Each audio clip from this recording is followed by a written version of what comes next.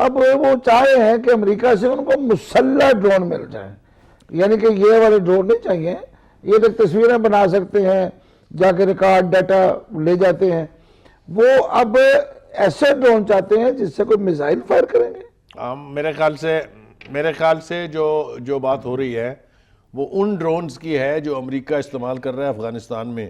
وہ بہت خوفناک ان کی کیپیسٹی ہے، اور اس سے طاقت کا توازن جنوبی ایشیا میں بگڑے گا، اس سے نقصان بڑھیں گے۔ ہمارے پاس بھی ٹیکنالوجی کی کمی نہیں ہے، ہمارے پاس اب آپشنز کی بھی کمی نہیں ہے، ہم محتاج نہیں ہیں اب صرف امریکہ سے اسلحہ لینے کے، ہمیں روس اسلحہ دینے کے لیے تیار ہے، ہمیں یوکرین اسلحہ دینے کے لیے تیار ہے، چین ہمارا ٹائم ٹیسٹڈ دوست ہے، اس نے کون سی ٹیکنالوجی ہے جو ہمیں نہیں دی ہے؟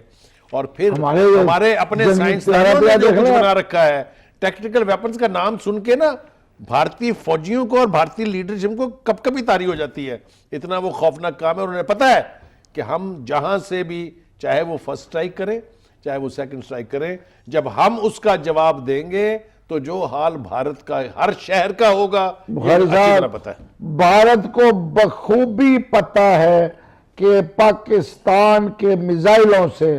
بھارت کا امرتسر سے لے کے جزائر انڈمان تک 1 انچ بھی نہیں بچ سکتا ہے۔ یہ ہے وہ خوف، یہ ہے وہ ہماری طاقت جس سے وہ ڈرتے ہیں، جس کے خوف کی وجہ سے آج تک ان کی جرت نہیں ہوئی وہ جو کبھی پاکستان کو 2 ٹکڑوں میں تقسیم کرنے چلے تھے۔ اور ایک بات اور شہاب الدین جو میں اپنے ناظرین کے ساتھ شیئر کرنا چاہتا ہوں، ناظرین، it's not the gun, it is the man behind the gun. اور ہمارے نوجوانوں نے، ہمارے سرفروشوں نے، ہمارے مسلح افواج کے جوانوں نے ایک دفعہ نہیں، اگر آپ ساری جنگوں کو استعمال کریں تو 4 مرتبہ،